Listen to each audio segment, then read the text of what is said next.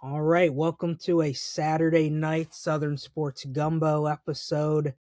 We are going to be diving into our thoughts on SEC teams with first roster retention, guys who graduated, portal additions, and then high school signing classes.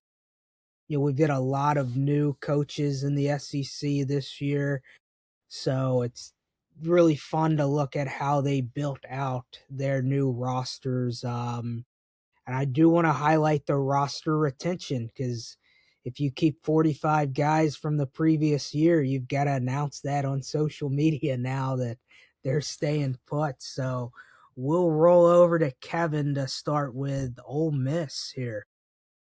So Ole Miss, they had a lot of guys go in and a lot of guys come out. They signed a lot of guys. So if I break down their roster this year versus last year, and kind of that's what we're going to try to do with this, I think they took a slight step backwards. Is where I would go with it.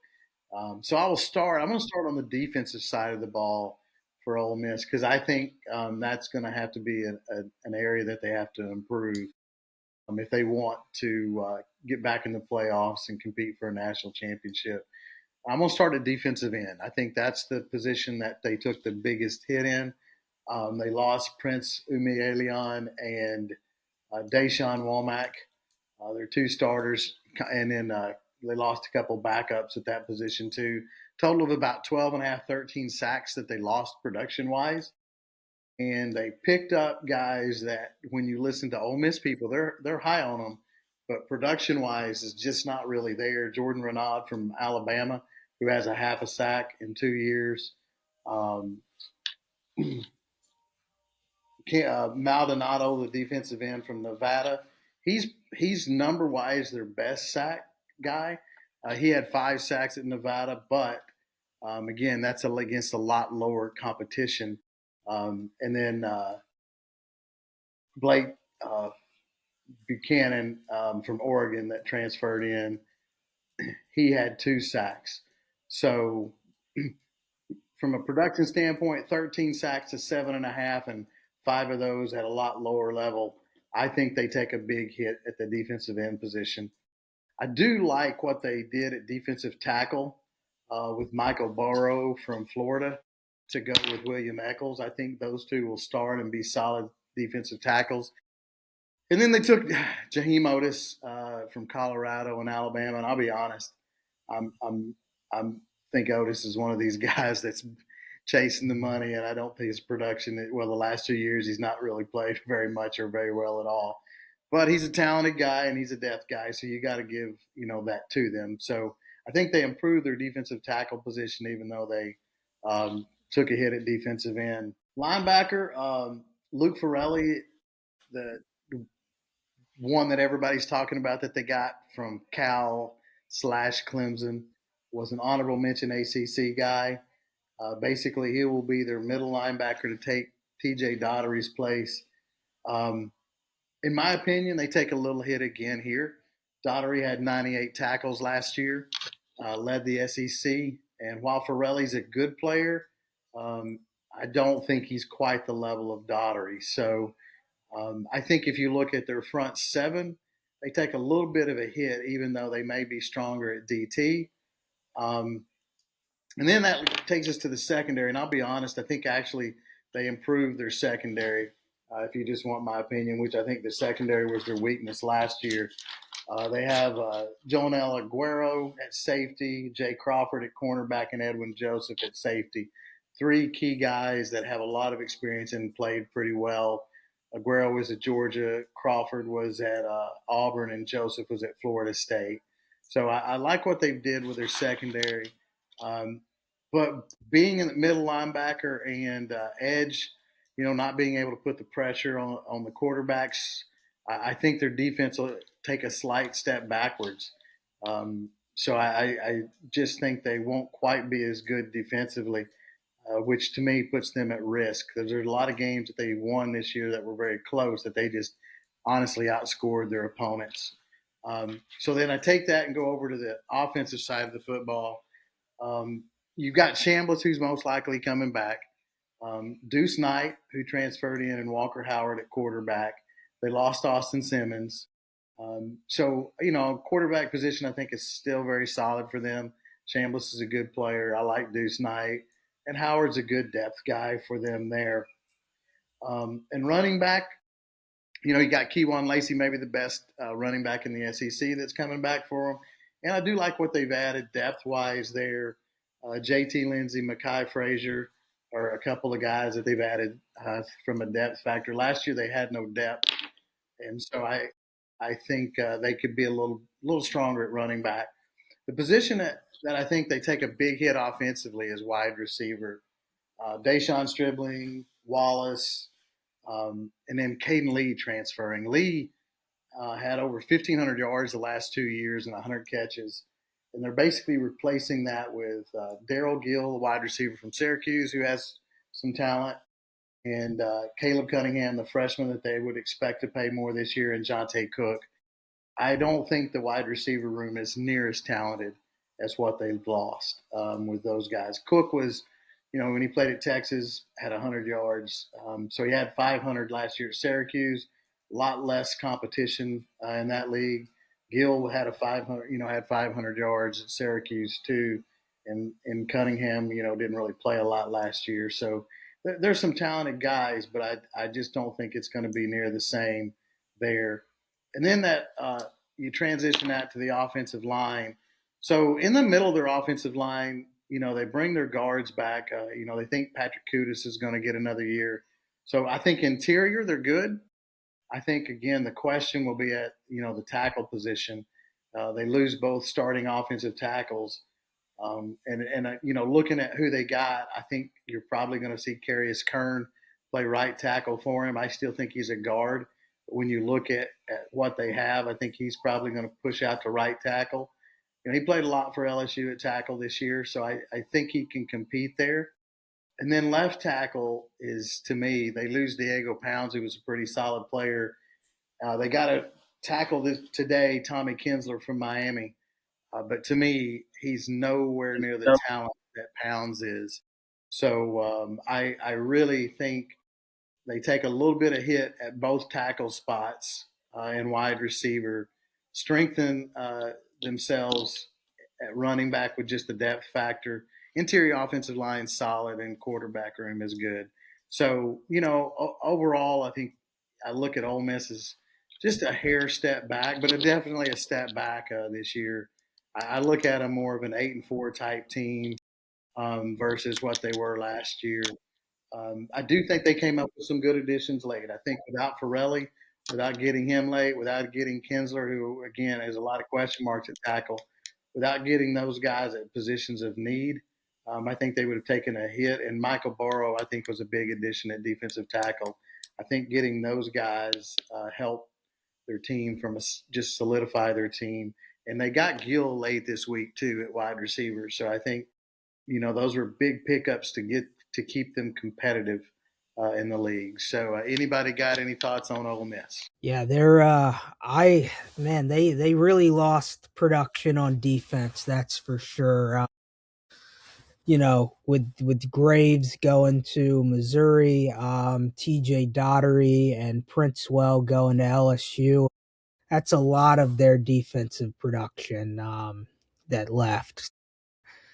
I know they've especially at edge, they added quite a few guys, but I don't know if they're going to be able to replace the linebacker production or the defensive end production that they lost. I would agree 100%. I think they take steps back there. D-Mac, who you got up next in the portal, buddy? Yeah, so I got the Florida Gators coming off a 4-8 season in which they fired their coach mid-season. New head coach John Summerall from Tulane takes over, and all he's done is win everywhere he's gone. So, I'm gonna start on defense as well here, breaking down the defensive line. So Tyreek Sapp he graduated, he's out of eligibility. But they return Cameron Jones, Brendan Bett, Mari Lyons, and then they did bring a few guys in. One guy that really interests me who didn't put up a ton of stops or a ton of stats at Baylor last year is DK Kalu. I think he's got the potential to be a good role player for them. They did lose Michael Burrow, who's going to Ole Miss, so that's going to be a tough piece to make up. But Cameron Jones is going to be really good. Brendan Bett is another key returning piece. So I do like what they were able to retain. Losing one of their top three returners is tough, but they brought two other quality guys back. And then they added a few more guys in the portal. Mason Clinton from Southern Miss, Emmanuel Idabayo from Jacksonville State, who had 5 sacks for Jacksonville State last year. So they did add some good role players. And then their linebacker room, I absolutely love this group. So they only lose Grayson Howard, who transferred out, but they return Miles Graham, they return Aaron Childs, Jaden Woods, who's going to play a little bit of edge too, Jaden Robinson. So they return from the linebacker group about 13 sacks from last year, which is a really good place for them to be. A lot of young guys in that linebacker room. Jaden Woods was a true freshman. Aaron Giles was a sophomore. Miles Graham was a sophomore. So they've got some really good returning pieces there. And then when I get to their secondary, they did lose a little bit here. Sharif Denson went to Ole Miss. Jordan Castell went to Kentucky, and Devin Moore graduated, who were three of their top four guys in the secondary this past season. Bryce Thornton's back. A guy that I think was really key for them as a true freshman to retain was Laganza Hayward. He's going to play nickel back for him or safety next year. Really talented kid as a true freshman. Played sparingly, but was really showing some good things there towards the end of the season. So really like him. And then I would say their most impactful addition in the portal from a defensive back standpoint. DJ Coleman has a lot of experience from Baylor, but I really like the Cam Dooley addition from Kentucky.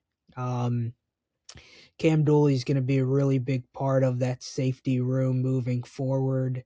But they will have to shore up a few things at cornerback next year. They do have Cormani McLean coming back and a few guys, but they're going to need to have somebody step up who either transferred in or a new signee there.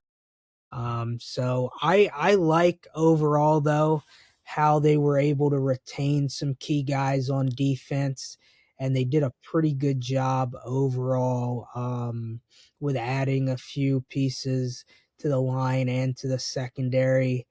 So I give them like a B rating for their defense retention and what they were able to bring in. So on the offensive side though, yeah, they lose three starters. On the offensive line, Jake Slaughter, their center, was really good. He graduated. Austin Barber, who was their left tackle, is gone. And then Damian George is also gone, who was their right guard. Bryce Lovett and Najee Harris return.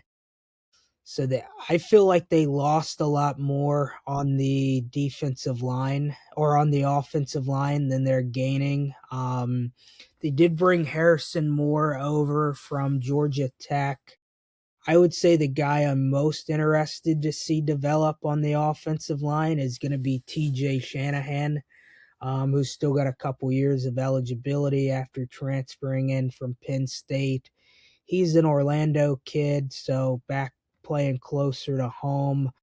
But this offensive line, I think, is going to be in a tougher spot than it was this past year. So, a lot of work to do there too. And then I'm going to combine their wide receiver room and their tight end room. They lose their top three tight ends in Hayden Hanson, Tony Livingston, and Amir Jackson, who combined for 5 touchdowns and roughly 600 yards receiving. So they brought in a few guys, Luke Harping from Georgia Tech. They also brought in a former wide receiver from ULM in Herring to play um, tight end as well. And then their receiver room, J. Michael Sturdivant graduated. Eugene Wilson and Aiden Mazzell hit the portal along with, I think, 6 other receivers. But I think they did really well with bringing in Eric Singleton from Auburn and Bailey Stockton from Georgia Tech. So those guys, and then Micah Mays from Wake Forest.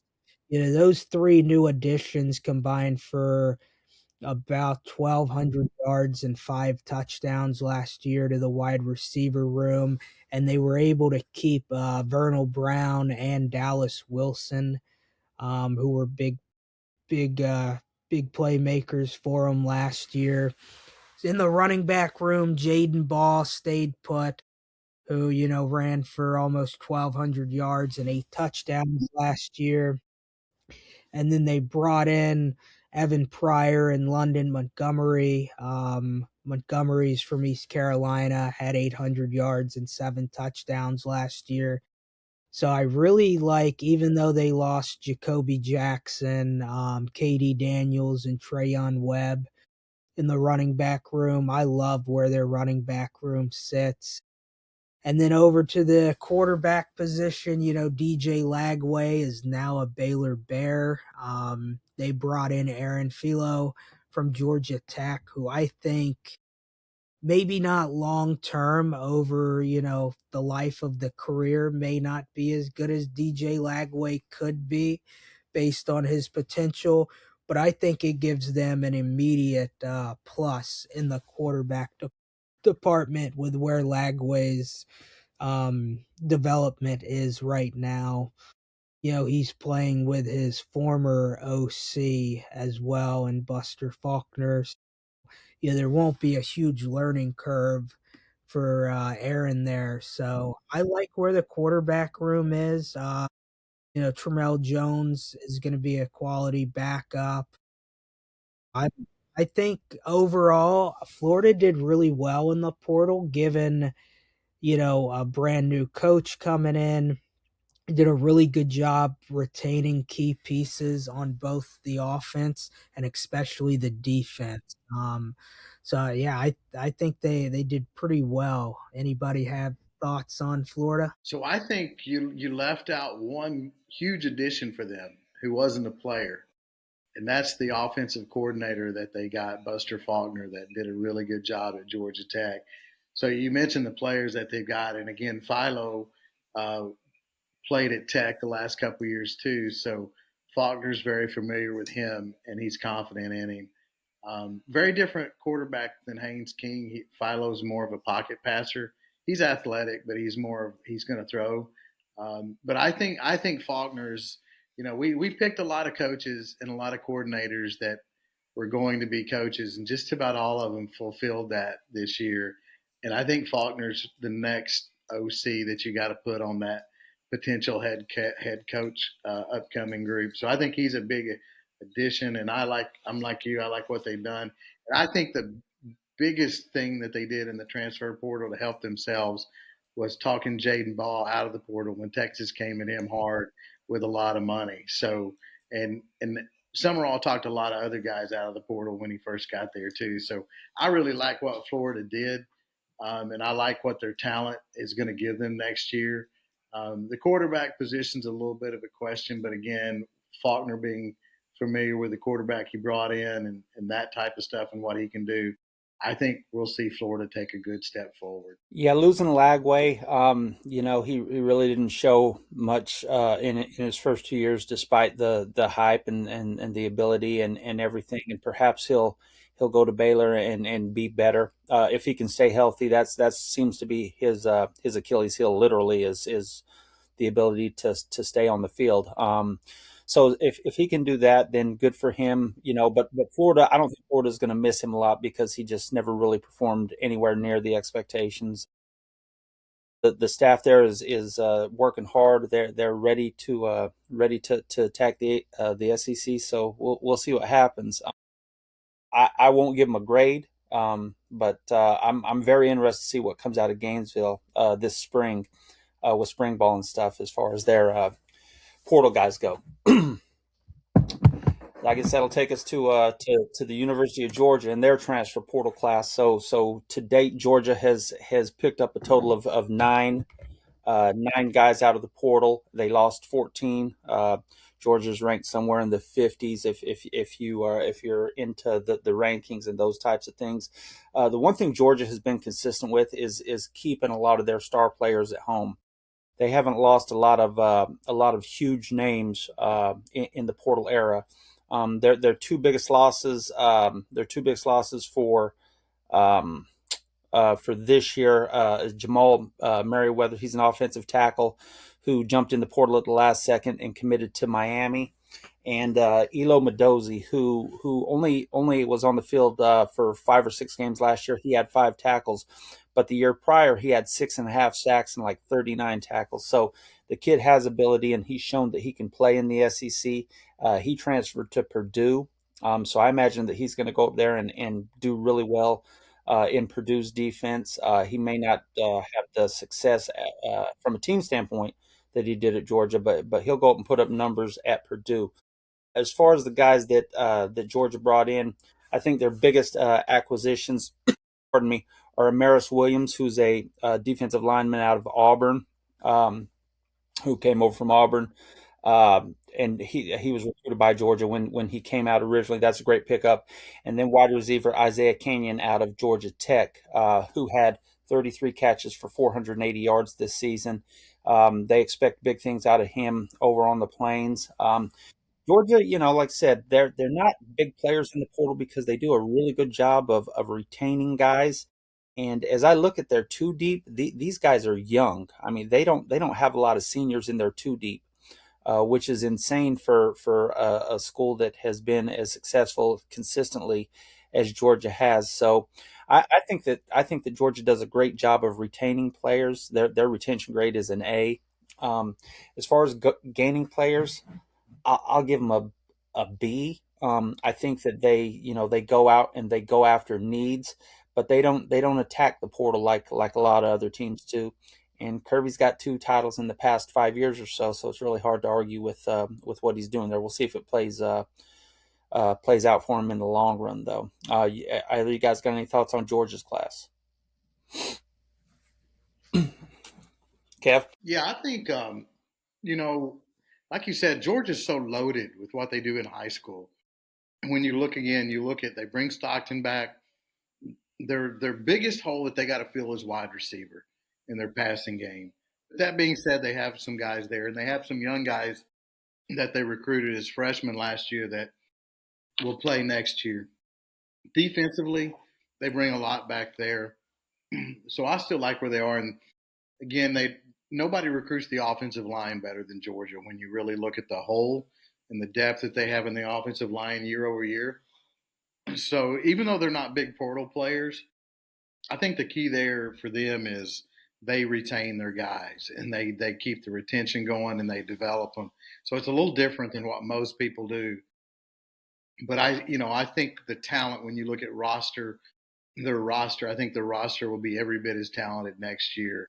In a different way, I look for them to be more run the ball next year with the ability to pass. I think Stockton will take a step forward, but I think their running game will take another step forward with the age of their offensive line. Juan Gaston, I think, will will be a big player for them next year. He played a lot this year. And the other offensive lineman that played at guard for him that was out of Langston Hughes. I think their interior offensive line will be really good, and they'll run the ball very strong. D-Mac, you got any thoughts? Yeah, no, I think it's a testament to how well Georgia recruits at the high school level. We've seen plenty of SEC teams have 30, 35 guys hit the portal. Well, Kirby does a good job at keeping guys there, so he only has to fill a minimal amount of holes. So love what Georgia's doing. Um, they are a team that still manages to do really well in the high school ranks and retain those guys for kind of true roster and development of player there. So they are on kind of a minority in the SEC of teams that do that well. Looking at what other teams in the SEC are bringing in. You've got geez, only 3 or 4 teams that are less than 20 guys brought in the portal. So they have the high school recruiting and the player development side working in their favor largely compared to really all schools across the country. So They are definitely What the one unicorn.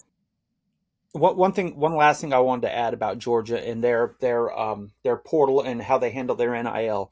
Kirby's not big on paying a guy who has done nothing for the University of Georgia all this money to come in and he hasn't proven himself.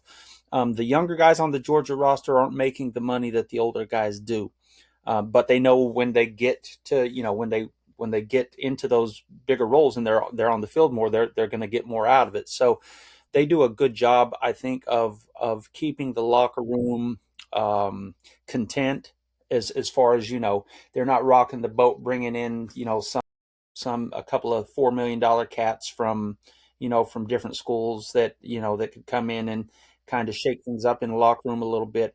That's the most interesting thing, not to get off Georgia topic, but that's the most interesting thing about LSU this year is it's going to be interesting to see how the coaching staff handles all these different transfers and personalities and how some of the old guard's going to look at these new guys making all this money because everybody in the world knows what they're making now. So that's going to be a real juggling act for coaches in the future, keeping all these kids happy money wise and whatnot.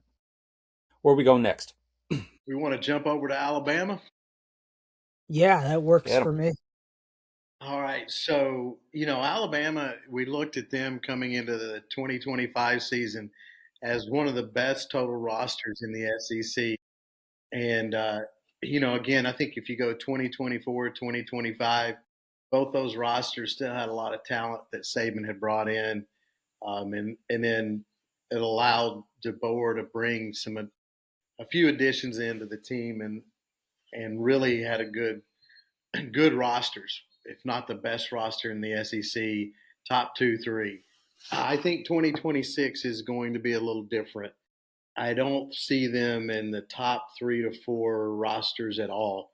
I would put Texas, Georgia, LSU with the portal additions that they've made, maybe even Ole Miss. That may be going a little bit too far um, from a roster standpoint. If Florida gets good quarterback play, so I guess, long story short, what I'm saying here is I think we're going to see this Bama roster take a little step back as far as just sheer NFL talent. So let me kind of go from here. So let's start at quarterback. You lose Ty Simpson, and you have Austin Mack and Keelan Russell. Now, both of those guys have a lot of potential, but Simpson has a chance to be a potential number 1 draft pick this year, and I don't think Mack and Russell will play to that level of a number 1 pick or a first round pick. Excuse me. Simpson's not a number 1 pick, but a first round pick next year. So I think you'll have some growing pains from a quarterback position there with those two. um, Running back wise, they lost Jam Miller. They add, Daniel Hill played a lot at the end of the year. They also lost Richard Young in the portal, so they lose a little bit of depth there.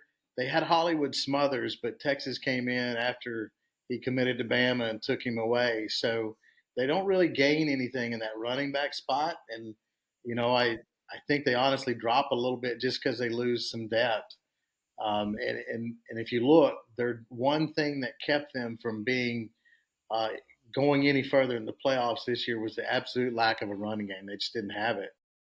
So then that takes you into the offensive line. And while I think they added a lot of depth guys in the offensive line, I think, again, the overall top end prospects, I don't think they have that. So I'll start Cam Proctor or Caden Proctor, their left tackle, who's probably going to be a guard in the NFL. They don't have any offensive linemen next year that the talent level of him. Then you have Brailsworth at the center position, who is also going to be an NFL player. So I don't think they replace him either. Formby, who committed to Texas A&M, really struggled at tackle. He started at right tackle at the beginning of the year. They slid him inside at offensive guard when they had injuries with Jaden Roberts and Vandermark. And Formby played pretty solid inside. So with him and Cam Dewberry. So to me, they lose a lot between Proctor, Dewberry, Brailsworth, Formby at guard.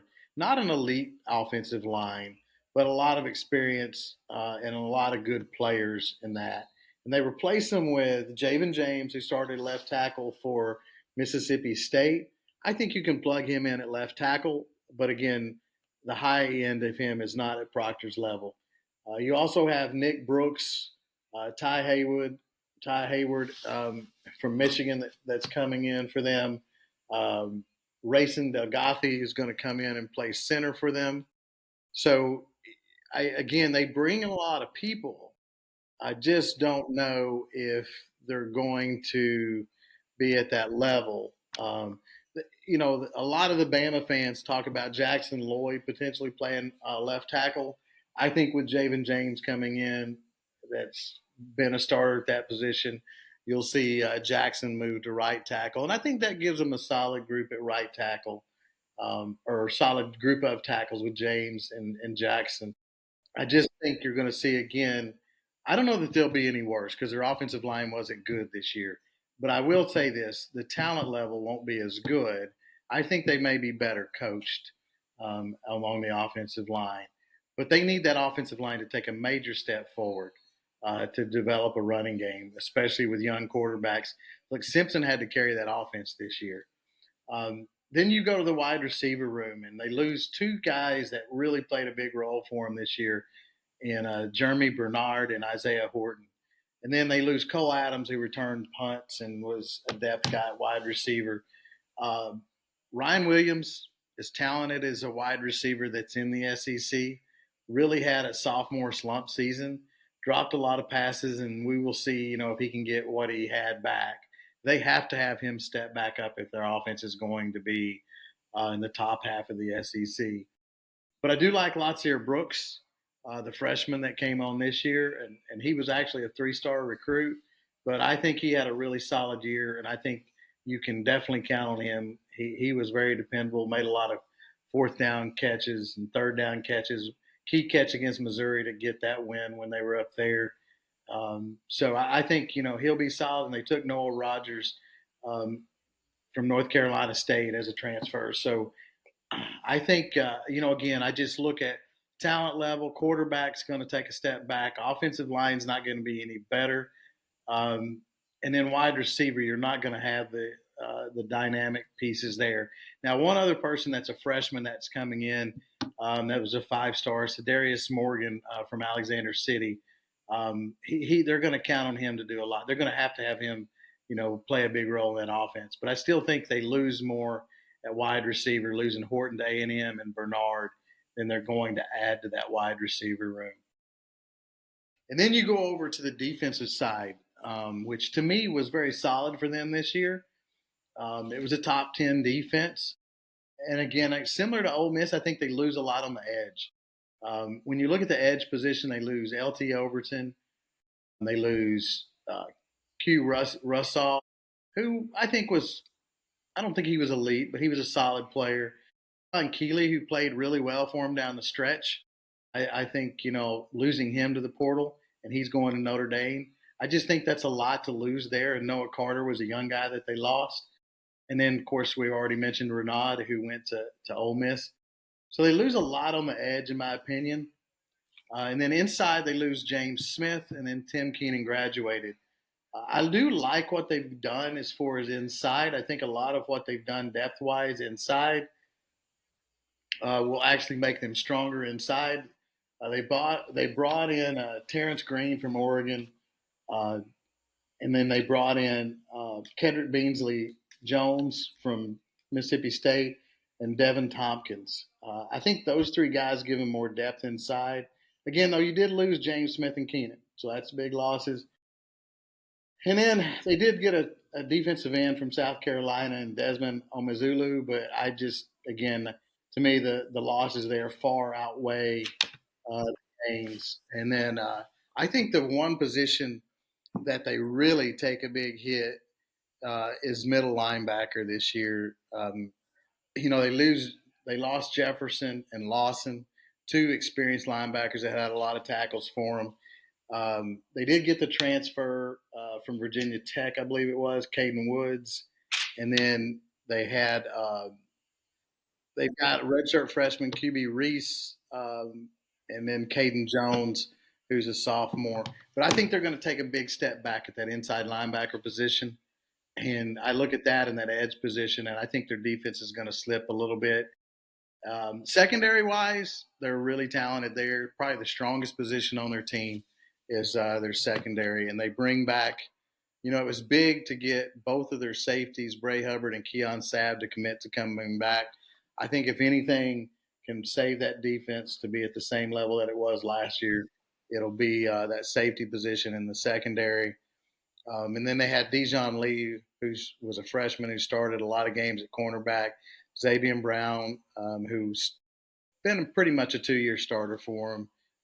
And then Red Morgan will be the nickelback. So secondary strong. I think the interior, their defense will be solid.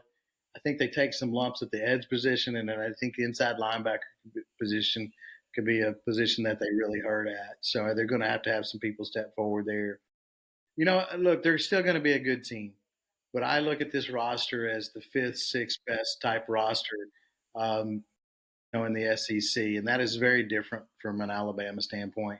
I felt like they had the highest floor last year. This year, I think they're a square 8-4 type team, and I don't know that they'll get 9-3 this year.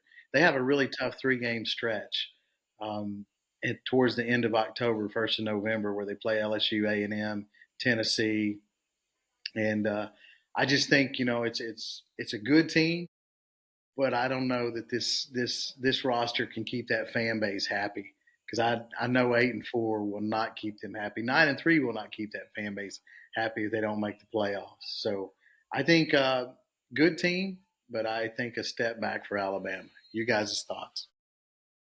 Yeah, on the offensive line for them, that's probably my biggest concern on this team.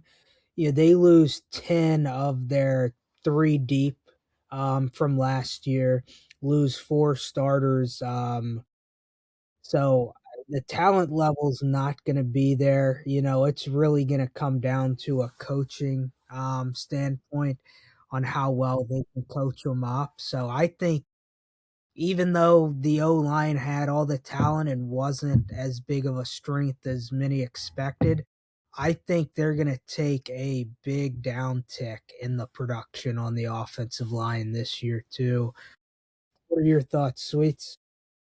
I agree. This is going to be a really telling year for Kalen DeBoer and his staff over in Tuscaloosa, with the talent not being what it was at the Saban level, which that's obviously hard to maintain. But with what they've lost and brought in, I really see Alabama struggling next year. To like you said, I see 8-4 as a very very high probability for them.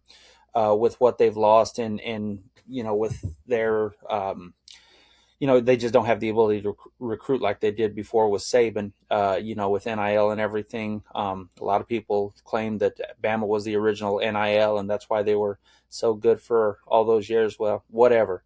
They were whooping everybody, and now they're not. Whatever the cause of that is, Saban leaving, NIL, portal, whatever. These guys are going to find out what's what this year with their coaching staff, because they're going to have to do work to get them to the playoffs. And I'll tell you what, if Alabama makes the playoff this year, I will tip my cap to Kalen DeBoer and that staff, because that will be a hell of a job with the talent they have over there to navigate an SEC schedule and get to a playoff. So those are my thoughts on Alabama. Nice. So that brings us to the in-state rival, the Auburn Tigers. Another team that struggled last year, finishing 5-7. Brought in new head coach Alex Golish from South Florida, and they have been busy in the portal. Lost 36 guys and brought in 39. And starting with their quarterback room, they lose Deuce Knight to Ole Miss. They lose Ashton Daniels to Florida State, and their season opening quarterback Jackson Arnold to UNLV. But they do bring in Byram Brown from South Florida, who threw for almost 3,200 yards, 28 touchdowns, and then ran for another 1,114 touchdowns. So I do think for next year anyway, they do get a big plus at the quarterback position. Byron Brown was a top 5 or 6 quarterback in the portal this year, followed his head coach over to Auburn, and is going to be QB1 for them. Where I really question them is the depth. They brought in Tristan Tia from Oregon State, who was a backup, Lachlan Hewlett, who was a backup at USF. That's kind of their 3 deep. Will Myers is still there, who was a 4-star freshman last year. So they're not very deep at the quarterback position, but Byron Brown, my opinion, is a huge upgrade from what they had this year. And then you look at the running back room. Jeremiah Cobb announced he was coming back. He was 30 yards shy of 1,000-yard season last year. Ran the ball like 175 times. Oh, Omar Mabson's back. He was a true freshman last year. And then they brought in a couple of guys. They brought in Bryson Washington from Baylor, who ran for almost 800 yards. Brought in Nakai Davenport from USF, who ran for over 600. And Tay Meadows from Troy, who ran for 700. So I feel like the running back room, even though they lost Justin Jones and Darrell Robinson, um, who had left the team during the season, they're going to be fine running back room. But here's where I find the first major issue with them is the wide receiver room. I mentioned they lost 36 players in the portal. Feels like 36 of them were wide receivers. They lose Cam Coleman, Eric Singleton, Malcolm Simmons, Horatio Fields, who got hurt. And then Sam Turner was starting to get some play late in the year. But Cam Coleman, 56 catches, 708 yards. Eric Singleton, 58 catches, 534. Malcolm Simmons, 25 for 457. Perry Thompson had 17 catches. Horatio Fields had 12 before he got hurt. That is basically all of their wide receiver production, except for 4 catches, have transferred out, and 3 of those went to SEC programs. 1 went to Texas Tech, and 1 went to Minnesota. They replaced that with 5 guys from USF. Sean Singleton had 878 yards at South Florida. Jeremiah Koger had 600 yards. Chaz Nimrod had 466. And then Christian Neptune had 320 yards. And then they brought in a freshman Corey Pettigrew from South Florida too. So they are heavily banking on the South Florida offense translating over to Auburn. Which a lot of times when you see that go full force with a mid-major program moving all their players to a SEC or Big Ten school typically does not work out as planned. So they took an absolute beating in the wide receiver room, losing all the guys that they did. Um, Pretty similar in the tight end room too. Yeah, they didn't utilize their tight ends as much this year, but they lose two guys who, had 23 of the 26 receptions from the room. They did bring in Jonathan Eccles from South Florida, who had 3 touchdowns, and then Jake Johnson, a former Texas A&M guy, former North Carolina guy, one-time LSU commit, is now playing for the Auburn Tigers in his last year. So they took a beating in the receiving room for sure.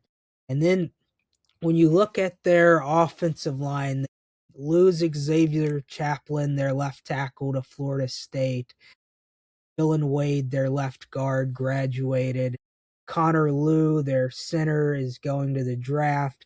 Jeremiah Wright has graduated, who was their right guard.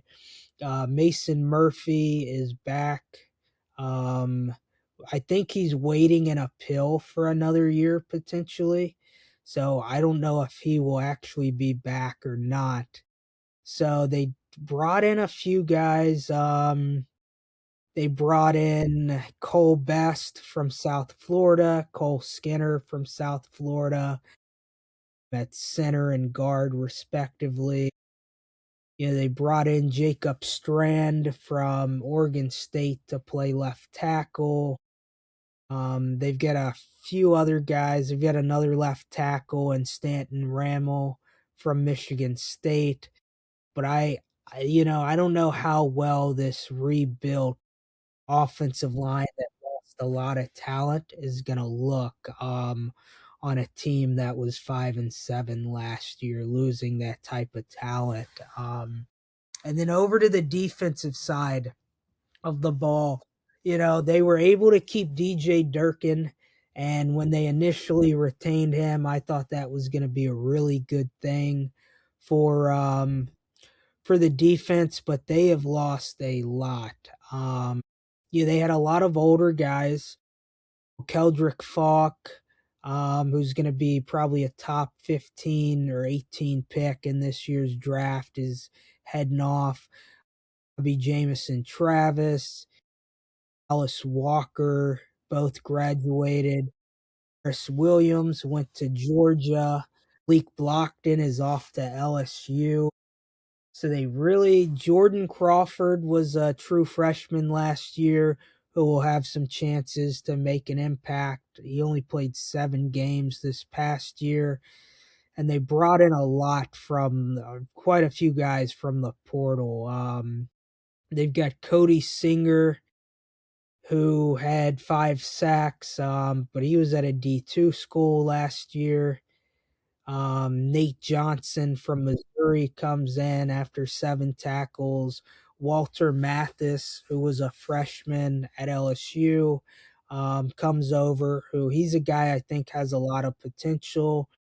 And then they did bring in Corey Wells, who's a 4-star defensive tackle. So that the defensive tackle and edge room is going to look a lot different with all the pieces they lost and not really bringing an impact guy in. Then you go over to their linebacker room. They retained Xavier Atkins and Elijah Melendez, who I think are going to be two key parts for that room. They did lose Robert Woodyard Jr., who I think was the second best linebacker on their squad, 54 tackles last year. Kayron Crawford, who played like a little bit of edge and linebacker, graduates after 5 sacks last year. And all they brought in on the defensive line and edge is three or four guys from the high school ranks. Jaquez Wilkes is going to be a good guy, good player moving forward, but I think he's going to take a year to develop. One guy I do want to mention in their linebacker room, Demarcus Riddick, was a guy who took maybe a little bit of a step back last year. They're going to need him to step up this year as well. So, in my opinion, also took a little bit of a beating at linebacker outside of returning Xavier Atkins. And then you look at their defensive backs, Kyan Lee, Jay Crawford, their top two corners, both transferred out to Tennessee and Ole Miss respectively. Um, Jaquez Robinson, a safety, graduated. They do return some guys that I think are going to be good, like Caleb Harris, Sylvester Smith, Champ Anthony. I think Anquan Fagans, who was a true freshman last year, is going to really take a step up this year. With Rayshon Pleasant, he's dangerous in the return game and had some good moments at corner. But from a transfer standpoint there in the defensive backs, they brought a couple guys in, Gavin Jenkins and Fred Gaskin from South Florida, uh, Shamor Anu from Florida State, a corner. I think, he played in 11 games last year, had a couple tackles, a pass breakup. And then they also brought in Andre Jordan from UCLA, who had 7 pass breakups. I think the losses definitely outweigh the gains outside of the quarterback room largely here. I really give Auburn like a C minus in their total revamp. It would probably be lower if it wasn't for Byron Brown. I think he kind of keeps them in the C minus range.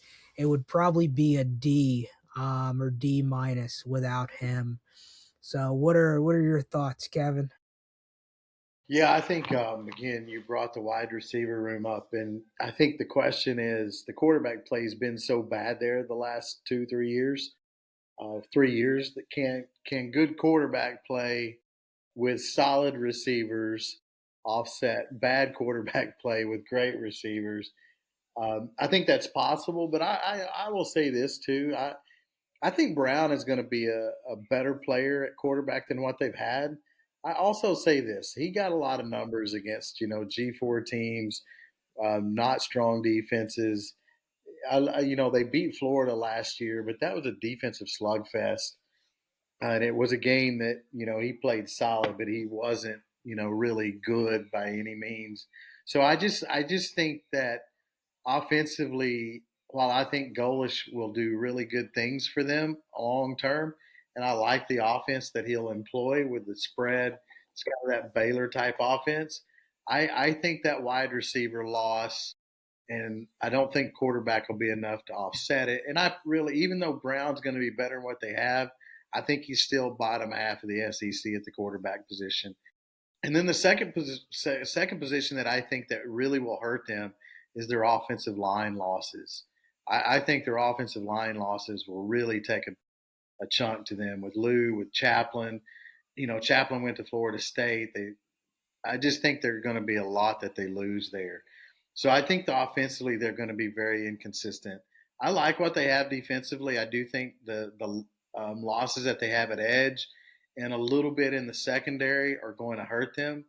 I like what they have at tackle, even though their defensive tackle room is going to be young. I like Jordan. I like Mathis from LSU, and then some of the other depth guys. And then I love Xavier Atkins. But again, I think you're 100% on spot on when you talk about losing Woodyard. Summerall did a great job of getting guys back at Florida. Polish did not have that same luck at Auburn with saving any of those guys that left.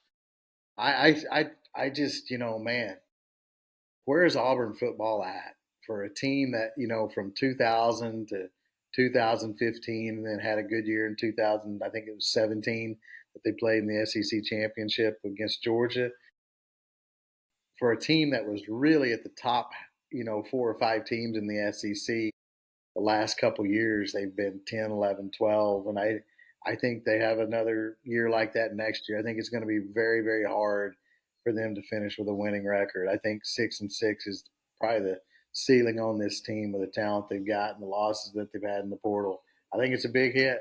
Sweet, what's your thoughts? Yeah, Auburn lost a ton in the receiver room, obviously, and losing Kenny Lee to Tennessee at corner is really going to hurt them as well.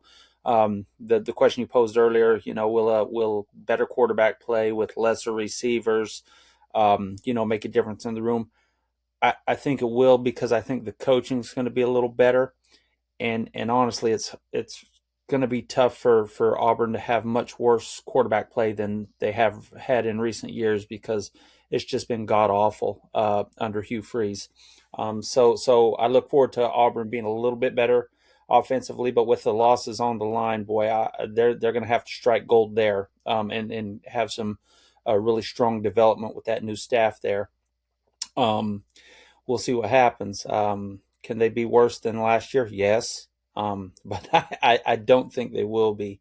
I think that Auburn is excited. They want to have a good football program. With that toxic booster leadership, it's tough to keep it on the tracks. But I think that they're going to try to pull it together, because I like SEC football better when Auburn's good. It makes the SEC better. It makes it tougher for Bama, for Tennessee, for Georgia, for LSU. It makes it tougher for everybody when Auburn's good. And I hope they're able to get back there eventually. Where are we going next? I guess Yeah, Tennessee. I got one more Okay. comment Yep. on Please. Auburn. The one pro that they have going for them with the slightly better quarterback play, less wide receiver talent, is all of those guys did play together the last couple years. So they'll already have that chemistry, which is going to be a big plus. I don't think it's enough to get them to 7-5.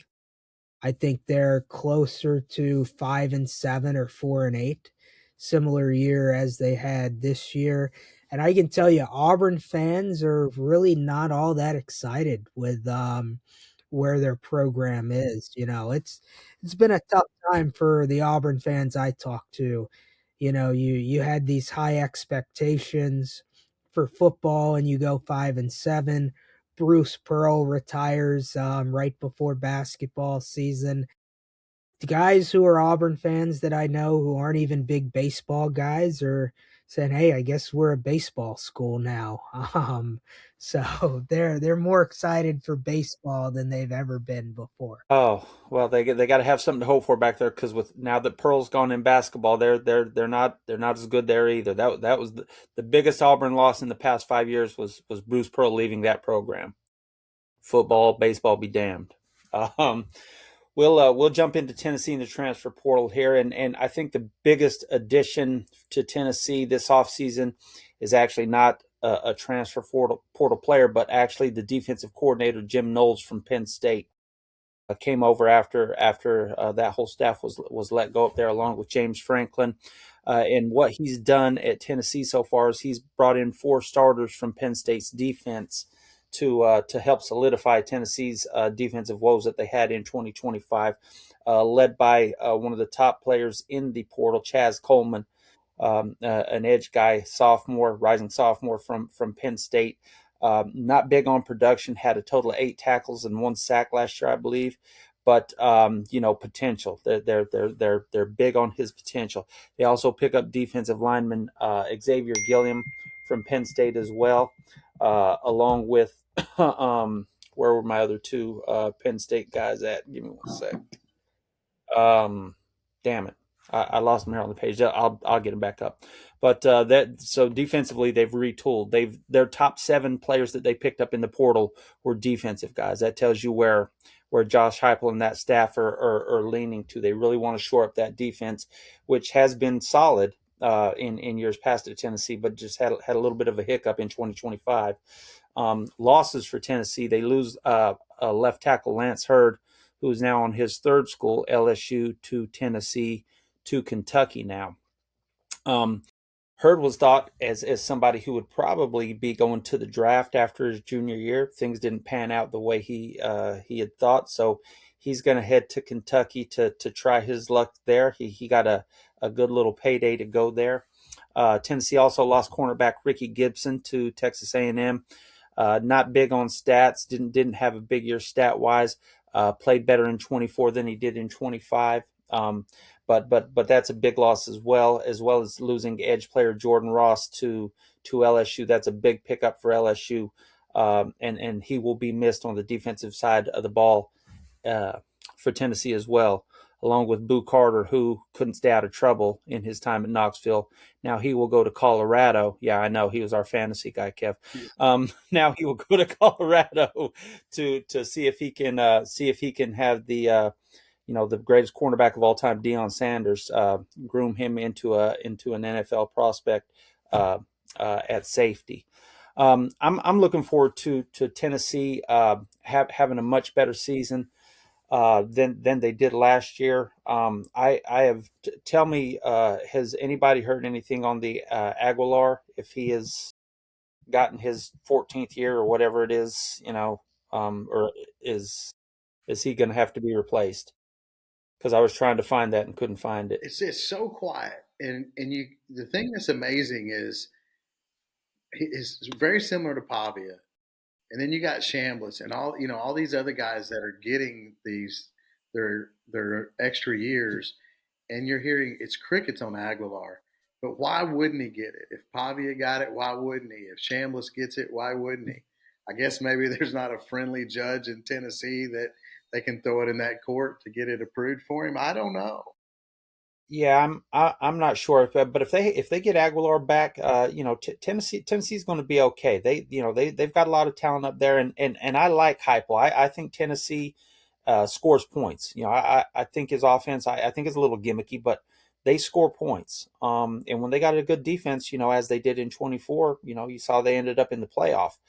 So if they can, shore up the defense and get Aguilar back, I think they're going to be fine. They did pick up backup quarterback Ryan Staub. I think his name's from Colorado. Played in 4 or 5 games for Colorado this year as a backup. Nothing special. He lost his backup job to Juju Lewis during the year, but take whatever you can get, I guess, at this point for Tennessee. You guys have any thoughts on Tennessee, DMAC? Yeah, that defensive backfield, they lose Colton Hood, Andre Turretine, Jake McMurray. So they lost a few guys. I think Ty Redmond's going to be a big piece, and like you said, they did do well with like Kay and Lee in the transfer portal, and then DeJohn Lane from Penn State is going to be a good piece. I think a lot of their success is going to hinge on, does Aguilar get another year, or are they looking at, George McIntyre or Faison Brandon as quarterback, or Ryan Staub? And if it's Ryan Staub, I think they are in some serious trouble if he's their Yeah, week I don't one opener. think he'll be stuck. But stranger things have happened. Stranger things have happened. Let's consider this though. You talk about coaches that seem to get certain things that happen every year. When is the last time Heupel's had bad quarterback play? It's not always been elite, but he gets, So I think, and we thought Aguilar might be a step down, and he ended up having a really good year. Now, personally, I think Aguilar is going to get his extra year. But if he doesn't, I think McIntyre will probably have a good year for him, being a year in that system. I like what Tennessee has. They got a lot of good young receivers. Losing Lance Hurt at tackle will hurt him a little bit, but I'm going to throw this name in there too. Ori Williams, I really thought the way that he played at LSU the last couple games, I think he's got some talent to play tackle. So I like that. And then their defensive talent is strong. And I think Knowles coaching that defensive group is going to make them much, much better. Yes, sir. They've underperformed. They've got a lot of talent on that defensive side at all three levels: middle linebacker, secondary. So I think they're a good team. Again, I would probably put them somewhere in that 5 to 7 overall SEC roster. A team that could, they get a couple home games next year. Let's say they beat LSU and Alabama at home, they sneak into the playoffs. They're a playoff team. Yep. Yeah, I Yep. I really did not like Jim Knowles going to Tennessee as an LSU fan. I was really hoping he'd go to the Big Ten or the ACC and be a DC. So that's like you said, Sweets. That was their pickup of the off season. And they added quite a few really good players, but it all starts with Jim Knowles, I think. Yeah, I agree. I think he's going to do a good job there. He's got 5 pieces on the defense that he's coached at Penn State for multiple years. The other 2 players I was missing on was linebacker Amari Campbell and safety Dwan Lane, are the other 2 Penn State starters that came over with Knowles. So he brought over a third of the defense with him from Penn State, so there's some familiarity there. And 2 of those kids were rated very high. Chaz Coleman was, I think, one of the top 5 players in the portal overall, and Gilliam was one of the top defensive linemen. So, it's not going to be for talent if they don't do well, but we'll see if he's able to bring those guys together and if they're able to gel as a unit. With all the portal additions that they had. Where are we going next? We going to Oklahoma? We're going to do one more round of a couple teams at least, or how do we want to roll? Yeah, we'll do one more round each if y'all want. Let's do it. So Oklahoma's a team that didn't have a whole lot of uh, transfer portal stuff. Well, as much as some teams, they did have their fair share, but not as much as others. And so when I look at what they did, as far as what came into them, I wouldn't say that they brought a lot of elite talent in this year to their team, but I think they filled in some gaps nicely um, with what they've done. I looked at their team last year as a team that offensively didn't have a lot of firepower to like just elite athleticism at several positions. Santana ended up being a very good wide receiver that made some explosive plays, but they need more offensively, and I think that's where you look at what they've done with their additions. They got Parker Livingstone at wide receiver, which to me will be a possession guy, but good wide receiver, and then Terrell Harris at wide receiver too. I think those are 2 good additions that they need. And then tight end, with obviously they had to replace a good tight end there, and so they got Jack Van Dorsler, and then also Hayden Hanson from Florida. So I think that'll help them offensively. And then offensive tackle, look, their line has been uh, their biggest opportunity the last couple of years, and they had a lot of their depth on their offensive line transfer out.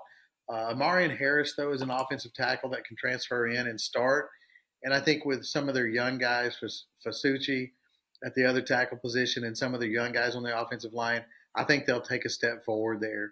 So overall, offensively, I think this team will take a small step forward offensively. To me, last year they were just a little below the middle. I think, and as far as offensive production is how I would, say that where they landed. I think they can take a small step forward and be a good offense next year. When you flip it to the defensive side of the ball, look, their defensive line is still going to be very strong. They didn't really lose anybody there per se. Interesting thing though, they lost linebackers, and to me, their front seven was the whole key to that team last year. They lost Samuel Mazigo, who's going to UCLA, who was a really effective linebacker for him, and Kobe McKenzie. And I don't see them replacing those guys. And then they lost Gentry Williams, a cornerback that's going to Georgia. They lost a couple of linemen and Logan Hovland and Jacob Sexton, like I referenced.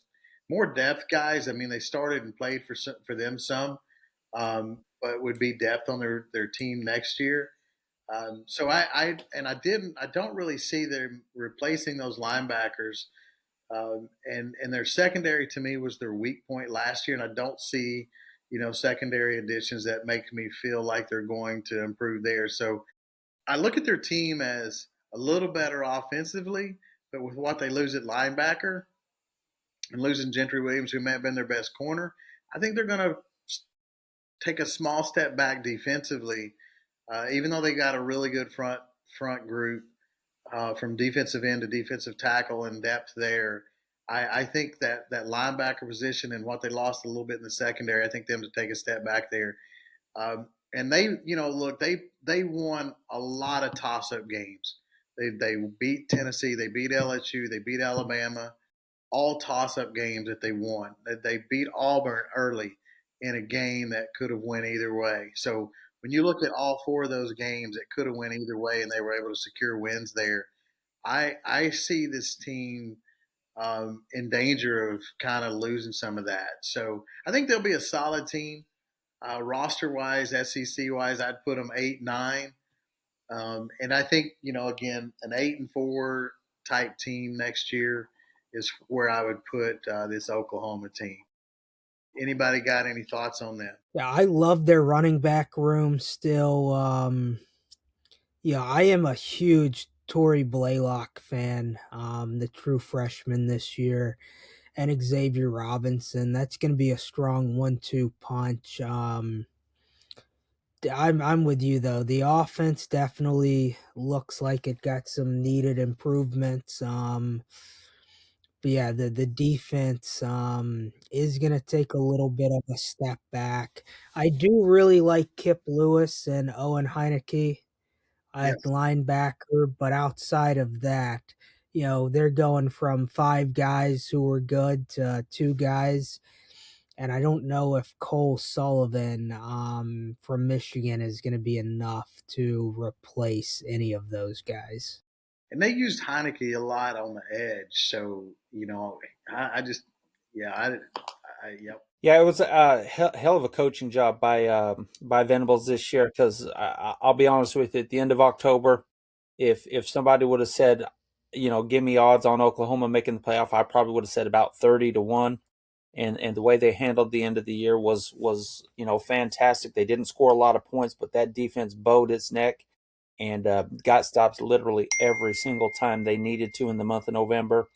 So it's that they've lost some talent, but Venables proved himself as a coach to me this year, because I'll be honest with you, I didn't think much of him as a head coach until this season, but he's really came into his own a little bit this year as a head man, and we'll see if he's able to maintain that role going into next season. He managed games, to your point, Sweets, as good as you could manage them this year. He really played to their defensive strengths and their kicker, and able to just get, field position and get points. They had a good punter. He managed games as well as any coach in the SEC this year. That's what good coaches do. Yep, they sure do. Well, any Where you last going next? minute thoughts before we wrap up tonight? If you said Sweets, any last minute thoughts? I got all kinds of thoughts swirling around my head right now. But as far as the transfer portal goes, it's just this whole thing is still just surreal to me. That we're talking about these kids that are getting millions to switch schools. And then what? I got $1 million to go to this school, and I'm in class, but these guys are going to give me $1 million too, so I'm going to leave class and go sign with this other school. I mean, this shit is just insane right now. So my thoughts is that I'm already exhausted from the transfer portal and everything that it entails, and I wish that they would just fix it so we're not having to do this every year, because it's not a lot of fun watching these guys recruit every player on the team every year. It's exhausting. I could see a mass exodus of good college coaches going to the pros, because this is a 365-day a year job now, and it's a lot. It's a lot. Kev, Yeah, I mean, look, how hard have these coaches worked over the last month? I mean, some of them, they earn their money. yeah, some of these coaches has busted their ass. We talk about Golich and Auburn losing a lot, but boy, to fill the roster, he had to really work hard, and obviously Kiffin worked hard. Summerall worked hard. I mean, all of them, work really hard through this. It's an amazing deal. You work from August to December, and then you have the portal, and that takes you pretty much through January. It's a heck of a grind, and they don't work any harder than they work in January. So that's the amazing thing to me with all this stuff is one of the unsung things with this is how hard these college coaches have to grind to get through this. I guess maybe you take, when you start to February, you take a little bit of a couple of week window, and then you get right into spring football, and then that, maybe a little window there in the summer. But you also have recruiting that kicks in, around March for the next year too. So I guess my last thought with all this is just how hard a lot of these coaches have worked, and again, how entertaining it can be. We covered some interesting things. A lot of rosters we talked about tonight took a little step back. Um, Georgia will be good again next year. I think that roster is actually a little better next year. And then we're going to get into tomorrow when we cover LSU, Texas, some teams that, to me, really took a step forward in this too. So it's interesting stuff for sure. Yeah, when you talk about the transfer portal, the plus, the addition and subtraction in the SEC, I know some of those kids stayed in the SEC, but 791 transactions from leaving and going to schools just in the SEC. Amazing. What's the average per team then? About 50, about That would be right at 50. 50-ish. 16 teams, Yeah, 800 would be 50 a team. Transactions yeah. both ways. So an average of 25 coming in, 25 leaving roughly. A little higher on the coming in for a lot of schools. Yeah, I mean, you had multiple teams hit the 35 addition mark, and a bunch of teams hit the 30 subtraction mark. That is a wild number in 14 days. Yeah. Yeah, and like I said, it's just it's not a sustainable model. I'm gonna hop off my soapbox, but this just can't continue to happen. College football, they need to get it fixed tomorrow, because schools aren't going to be able to maintain this. There's going to be a half a dozen schools that spend all the money, and then everybody else is going to be, group of five. So Yeah, we'll that's see what happens. 57 kids a day over a 2-week period, either leaving or going to an SEC school. Woo. That's insane. No, That yeah, is insane. absolutely. So, well, that's a wrap for tonight. We will see you guys back here tomorrow night. Have a great evening. Stay safe in the weather, and remember to like, share, subscribe, follow all the internet stuff for us. Participate.